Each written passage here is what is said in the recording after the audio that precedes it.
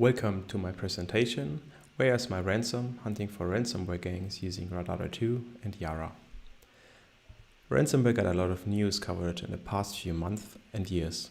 Time by time I saw some reports popping up in all the different feeds I consume. In the past, ransomware was more a private computer problem. The user downloads a malicious file and gets infected. The infection vectors were different. Examples I noticed within my surroundings area were infections through torrent files, emails, and apparent cracked programs. Nowadays we have ransomware targeting industrial control systems. An example is the ECANS or snake ransomware, which got a lot of news coverage in 2019 and early 2020. In addition, ransomware groups make use of the European General Data Protection Regulation, or short GDPR. They steal data from victims, encrypt it on their system, and threatens them to publish everything. This would lead to a GDPR issue because most of the time personal data is affected in such leaks. One example is the Club Group. They publicly list and shame their victims and even provide some parts of the stolen data to download. Next is ransomware-as-a-service. Here malware authors offer their samples in a dedicated business model. They sell source code of the ransomware or offer to deploy the malware of their customers on already infected systems. The security company FireEye reported that the Maze Group even have a nice looking GUI to track all infections, see who already paid the ransom, and even allowed to hire pen testers to perform different steps of the cyber kill chain. Other ransomware groups switched their focus from smaller targets to businesses and organizations. This is called big game hunting. Even the FBI stated this as a problem in a public service announcement. All these different trends and new facets of modern ransomware caught my attention. But first I asked what has changed. For me, ransomware was always not that advanced. It just encrypts different files on a computer, blocks different ways for recovery, such as deleting shadow copy, and displays a ransom note. So I performed some internet research about different ransomware in the past decades. I want to state that the list is just an overview and not complete. To my surprise, the first known ransomware reached back to 1989. The AIDS Trojan was written by a biologist, Dr. Joseph Popp. The Trojan horse replaces the outer exec.bat file. As soon as the boot count reaches 90, the ransomware hides all directories and encrypts the names of all files in the C drive. Afterwards, a ransom of $189 is placed. Next was Archivus and GPcoder in 2005. GPcoder decrypts different files on the victim's computer using RSA encryption. However, the use keys were kinda short. As a result, decryptors can easily crack them. Archivus first used more advanced RSA encryption with bigger keys. Due to this, decryptors have a harder job to brute force the decryption key. In 2009, Wundo was present. This ransomware is either a Trojan horse or a computer bomb. It causes pop-ups and advertising rogue anti-spyware programs on the victim's computer. In some cases, it even leads to performance degradation and denial of service of some websites. In 2011, Winlog was active. It displays pornographic images and demands a $10 ransom. It must be paid via premium rate SMS. After paying, the victim receives the unlock code. The people behind the ransom were arrested 1 year earlier in 2010. They reportedly earned over $16 million from SMS scam. 1 year later, the police ransomware was present. It also known as Reveton. This Trojan displays a fake notice from a law enforcement agency claiming that the computer has been used for illegal activities. As a result, the victim must pay a fine. CryptoLocker was active in 2013. It generates a 2048-bit RSA key pair for encryption. The ransomware threatens the victim that the private key will be deleted if the ransom is not paid. After a deadline, the price of the private key increased to 10 Bitcoin. In 2014, CryptoWall was in the news. It was distributed as a part of malvertising campaign on the Sido ad network. In this case, the ads redirects to rogue websites that use browser plugin exploits would then download the payload. This JavaScript payload is signed and looks like a trustworthy security software. 1 year later, Loki, TeslaScript, and KeyRanger were present. Loki was distributed using emails with Word documents containing malicious macros. Interesting is that the master key for the TeslaScript ransomware was published by the developers themselves. And KeyRanger was one of the first ransomware targeting macOS. Based on Palo Alto networks, it affected more than 7,000 Mac users. In 2017, big ransomware families made the news: WannaCry and Petya. WannaCry exploits a SMB-v1 remote code execution vulnerability. The exploit is known as Eternal Blue and was leaked from the US NSA. It affected more than 230,000 computers in over 150 countries. Marcus Hutchins, known as MalwareTech, analyzed the ransomware and hosted the sinkhole, which is embedded within the malware. This stopped a lot of the infections. Petya aimed to infect the master boot record, so the next time the system boots, it blocks Windows from starting and shows the ransom node. GenCrab and SamSam were present in 2018. Interestingly, the GenCrab authors stated in January 2018 that they earned enough money and will enjoy their well-deserved retirement. They claimed that they made over $2 billion. SamSam targets JBoss servers. It uses a RDP brute force attack to guess weak passwords on the servers.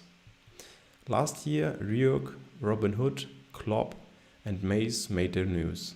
Ryuk uses a combination of AES and RSA encryptions or algorithms to encrypt the files. This makes it very hard to recover them. The Robinhood ransomware does not steal money from the rich and gives it to the poor. It rather targeted the cities of Baltimore, Maryland, Greenville, and North Carolina. As mentioned in my introduction, Klopp threatens to publish all stolen data from the victims, and Maze offers a ransomware-as-a-service business model. This year, 3 ransomware families were of interest for me: Ecans, which I already mentioned in my introduction, Sudinokibi, and DoppelPaymer. I would say that Sudinokibi is kinda common when it comes to its used methods. However, they targeted big organizations and businesses. DoppelPaymer is a variant of BitPaymer ransomware. It attacked the city of Edcoach, Texas, and the Chilean Ministry of Agriculture.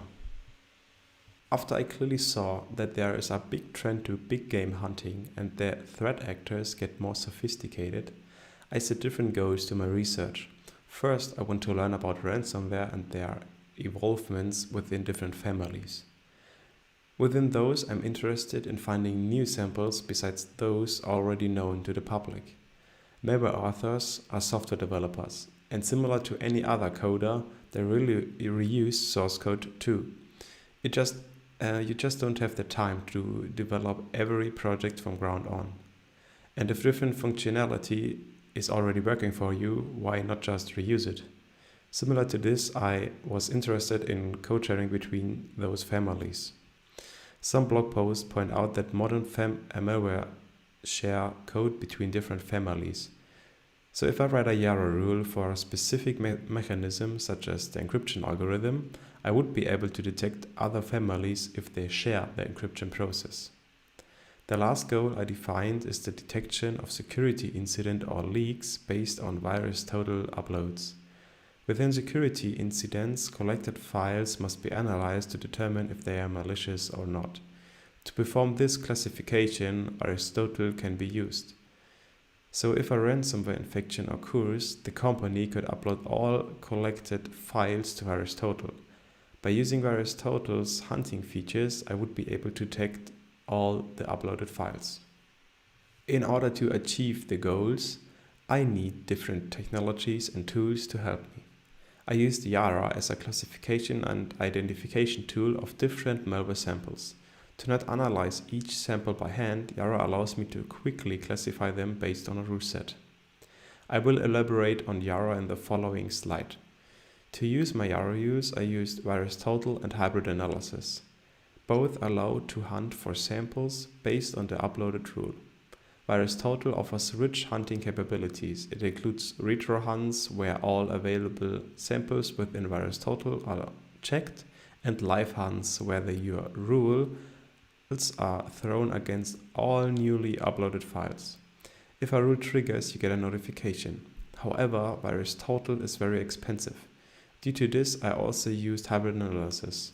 You need to register an account for free to use the so-called advanced search. Similar to Radare2's retro hunt, all already uploaded files are checked using your Yara rule. In my opinion, hybrid analysis provides less hits compared to Radare2. To create the rule and find interesting features within the ransomware samples, I used Radare2 and Yara. Both allow me to analyze the malware in different detail degrees. On the one hand, to give me an overview of the capabilities, and on the other hand, to perform deep analysis of different functionalities in assembly. But first I want to give a brief introduction into Yara. As told in the documentation, Yara is designed to help researchers classify and identify malware samples. However, it is not limited to those intentions. On the right hand side you see a sample rule I wrote. In line 1 you find the keyword rule, the name of the rule and optional tags. It is important to give your rule a good and descriptive name. I personally use Kaspersky's naming convention, where each name consists of 5 parts.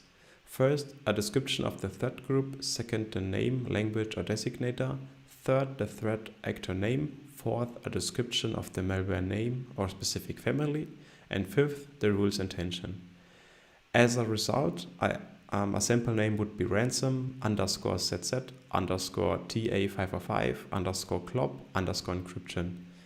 ZZ just the place that no country, language or designator is known. Next is the meta section. It describes the rule and gives more context.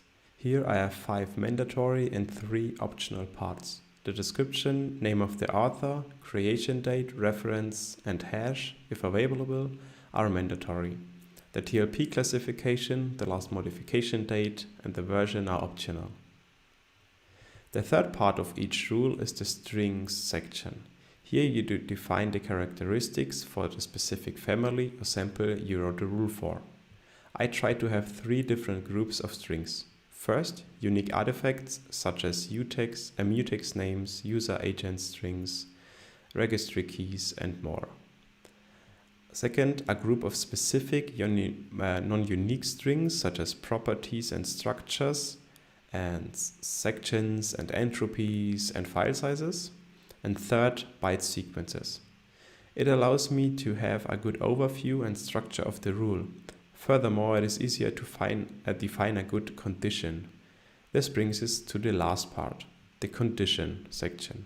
Here, the trigger is defined in a Boolean statement, so which strings must be present to trigger the rule. In my exemplary rule, the strings are2con, is, and pretty must be present in the rule, or on the sample I'm testing it against.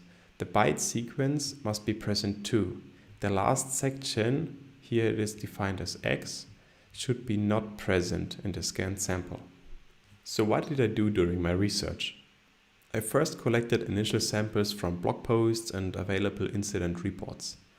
I downloaded the samples using hybrid analysis of Radare2 and analyzed them in a quick manner. Based on my findings, I create the first rule to detect the sample or even samples if I was able to initially collect more than one malware. Next, I test my rule. For this, I have different test sets of about 5 million unique malware samples and 800,000 unique goodware samples. The rule should not trigger on the goodware set, but can trigger on the malware set. If I have hits, I check if they belong to the same family or if code was shared between the samples. If I get a lot of false positive, I have to improve the rule and test it again. The fourth step is the hunting part. As mentioned, I use Radare2 and hybrid analysis to collect more samples. By using those, I am able to improve the Yara rule and create even better rules.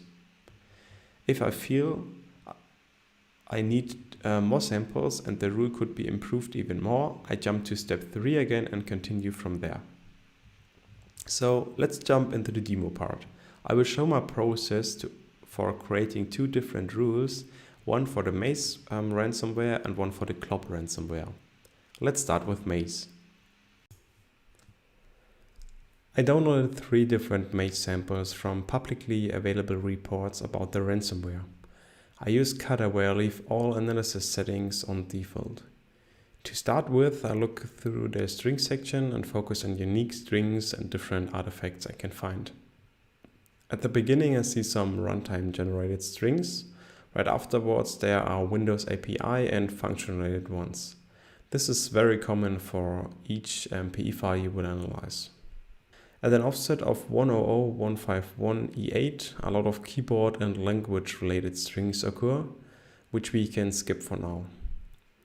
Next we have some interesting looking strings, including Windows paths and even a PDB file string. This is always extremely useful for a Yara rule.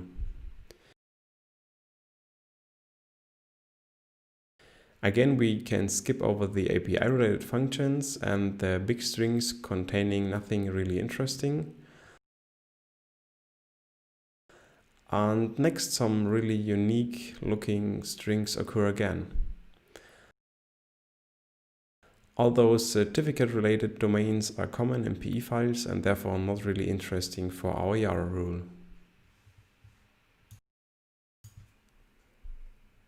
We do the same procedure for the second file. It is also interesting to note that the symbols give some hints about potential Windows API calls the malware is performing.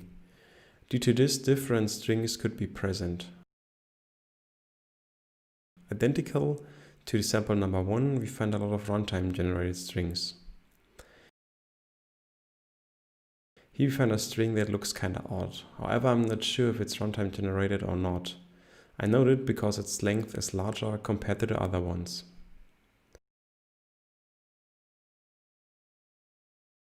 Right afterwards, there are some interesting looking NAN and SAN strings. I note them because they stand out to me. Again, we find some runtime generated strings and keyboard as well as language related ones and even 2 more PDB files. So that's it for this sample. Finally, let's look at the third collected sample. The symbols show some network-related API functions. Maybe we find some domains or IP addresses in this sample. We already know the runtime generated strings, however, some stand out to me. They look similar and are a bit longer compared to the other ones. I note them. Those strings look like UUIDs, although the structure is not how an UUID should be. It could be an ID related to this malware. Together with the hash looking string, I note them too. Again, we skip over Windows API, keyboard and location related, as well as the runtime generated strings. At the end of the file, we find a version and something Windows 7 Service Pack 1 related, which is always also interesting for our Yara rule. Before I write the rule, I check the different strings I found in a Google search. This allows me to spot obvious candidates or false positives, and I can also check if some are already related to the Maze ransomware or other malware. In my Google search, I did not find anything odd. As a result, I will use all noted strings.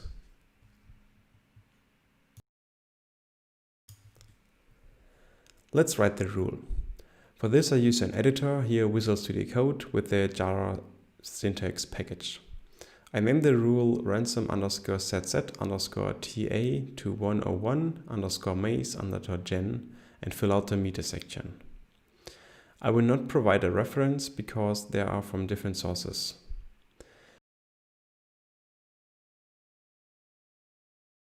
Within the string section, I don't have any bytes. As a result, I create 2 different groups, S for unique strings and A for unique artifacts. Now I will fast forward over me filling out the string sections.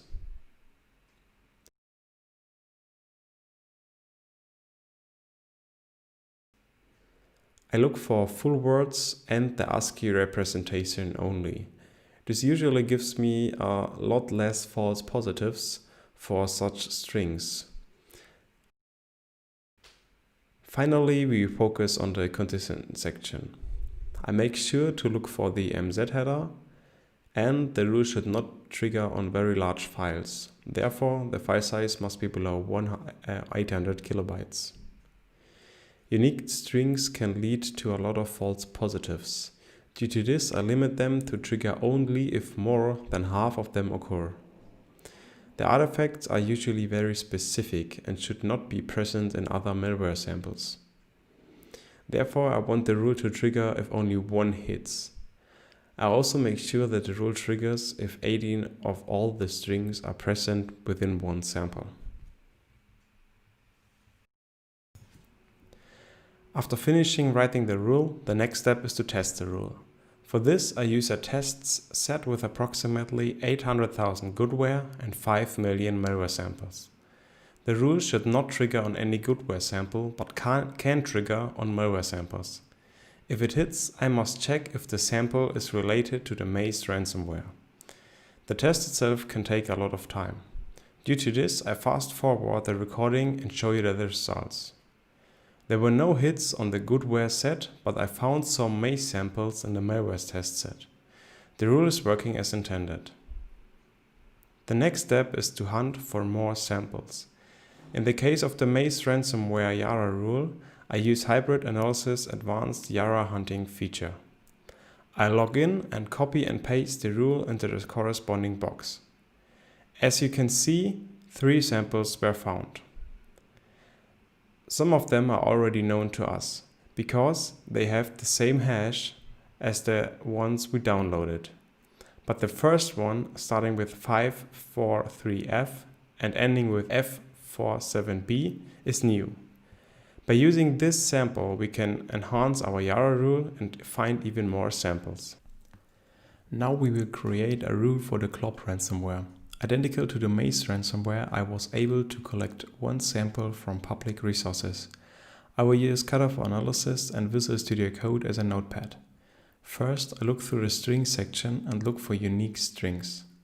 As we already know, runtime generated keyboard and language as well as Windows API call strings are not interesting for our Yara rule. We skip them. Here we have the first interesting strings. Some look like file names such as autoexec.bat. Next we find a public key. This could be used for encryption. Right afterwards we find more interesting strings, including some mentioning Clop. Again we skip over all Windows API function strings and we find more referencing Clop. That's it for the string section. Let's take a look at the symbols. One stands out. It's keyboard, I get keyboard layout. I take a look at it because some reports state that malware will not execute on systems with specific keyboard layouts. Based on the assembly code, we can see that different language identifiers of the keyboard layout are checked. If one hits, the malware appears to take another path. It could be either excluding different languages or be targeted at them. In the Yara rule, I will only check for one language identifier. The reason is that the order could be different on other samples. I could also look at for all checks separately, but I decided to only look for the first identifier, which is 0x437. So I note all opcodes and skip those which could differ on other systems. Examples are jumps to addresses and dynamic resolve data sections. I can use the question marks or the square brackets to determine random bytes. Similar to the Maze rule, I checked the strings in a Google search. I found nothing that pointed to potential false positives. As a result, all strings will be used in our rule. After analysis, we write the rule. The name is ransom_zz_ta505_glop_gen. We fill out the meter section and get to the strings. This time we have 3 groups: unique strings, unique artifacts and the opcodes for the keyboard layout. We fill out each group and make sure to look for a full word ASCII at each string. Finally, we look at the condition section. Similar to the maze rule, we check for the MZ header and the reasonable file size, which is in our case 800 bytes. 3 of the unique strings, 1 of the other facts and the opcodes, or 18 of all of them should work fine. The next step is to test the rule against our goodware and malware test set. We had no hits on the goodware set. This is good and the rule does not produce any false positives and no non-malicious files. As a result, we can go hunt for more samples of the clop ransomware. This time we use VirusTotal's retrohunt feature. We simply create a new retrohunt job and copy and paste the rule into the window. This takes some time. We can see that we had one pro match. Pro samples are older than 90 days. This means that there are either no clop samples uploaded to VirusTotal or the rule is not good enough and too specific. It is extremely unlikely that there are no clop samples within VirusTotal. As a result, the rule is not good enough. I looked at the rule and noticed that I messed up the opcodes. It is too specific. Some of them can differ for other samples. As a result, I corrected it, tested it again against the goodware and the malware test set with no false positives, and uploaded it to VirusTotal. As you can see, the number of matches changed. Based on the results, we are able to collect more samples and hunt for potential new variants using the keyboard layout check. I also double-checked the improved rule and hybrid analysis Yara hunting feature. Here we had 32 listed files. Some are even tagged with Locagoga, which is another ransomware. As a result, they share potentially the same keyboard layout check. Let's summarize everything. I was able to learn about ransomware families and their specifics. I was also able to find new versions and additional samples of the families I wrote the Yara rules for. I was not able to detect code sharing between families I looked at. And I'm not sure if I can match big upload chunks to incidents. Sometimes I have one day where up to 50 uploads for one family occur in a short period of time within VirusTotal. This could be related to an ongoing incident. However, I'm not able to match those days with leaks or incident recorded in the news. After seeing in the demo part of this presentation, I failed multiple times. Based on those, I have 3 things I learned. First, test your rules properly and on a good test set. Use unique strings or not just strings that look odd. And don't get too excited and think about opcodes. I want to thank you for your attention and the Radare2 staff for organizing this awesome conference. Each year it's a blast and I learn a lot of new things. Sadly, this year I'm not able to connect to you in person, but hopefully we will see each other in the next year's conference in Barcelona.